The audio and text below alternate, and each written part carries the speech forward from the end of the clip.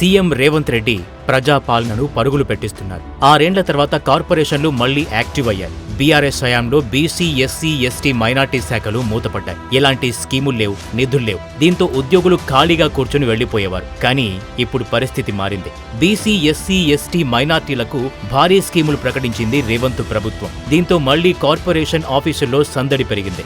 రాజీవ్ యువ వికాసం పథకంతో నిరుద్యోగ యువత కూడా ఆఫీసుల్ని సందర్శిస్తున్నారు. దాదాపు 5 లక్షల మంది నిరుద్యోగ యువతకు ఈ స్కీమ్ ద్వారా స్వయం ఉపాధి కల్పించనుంది ప్రభుత్వం. 2 లక్షల రూపాయల యూనిట్ కు 70% సబ్సిడీ కింద 1,40,000 రూపాయలు ఇవ్వనున్నారు. 4 లక్షల యూనిట్ కు 60% సబ్సిడీ కింద 2,40,000 రూపాయలు ఇవ్వనుంది ప్రభుత్వం. ఈ స్కీమ్ కోసం ఉద్యోగులంతా విధుల్లో బిజీ అయ్యారు. స్వయం ఉపాధి పథకాల కోసం ఏ యూనిట్లు ఉండాలనే దానిపై అధికారులు లిస్టు రెడీ చేస్తున్నారు. ఆన్లైన్ అప్లికేషన్లు తీసుకుంటున్నారు. లబ్ధిదారుల ఎంపికకు అనుసరించాల్సిన విధి విధానాలపై కసరత్తు చేస్తున్నారు. బీఆర్ఎస్ హయాంలో స్కీములు లేక కార్పొరేషన్లు నిర్వీర్యమయ్యాయి. కానీ రేవంత్ సర్కార్ వచ్చిన తర్వాత పరిస్థితి మారింది. ఇప్పటికే అన్ని కార్పొరేషన్లు వాటి పనితీరు, అమలు చేయాల్సిన పథకాలపై రివ్యూ కూడా చేశారు. ఇతర సెట్విన్ కార్పొరేషన్, ఫిల్మ్ డెవలప్మెంట్ కార్పొరేషన్ల ద్వారా స్కిల్ డెవలప్మెంట్, ఉపాధి కూడా కల్పించాలని సీఎం అధికారుల్ని ఆదేశించారు. గతంలో కార్పొరేషన్లు అన్ని రాజకీయ ఉపాధి కేంద్రాలుగా మారాయి. నిధులుండవు. కేవలం పదవులు తీసుకున్న వారికి జీతాలిచ్చేవారు.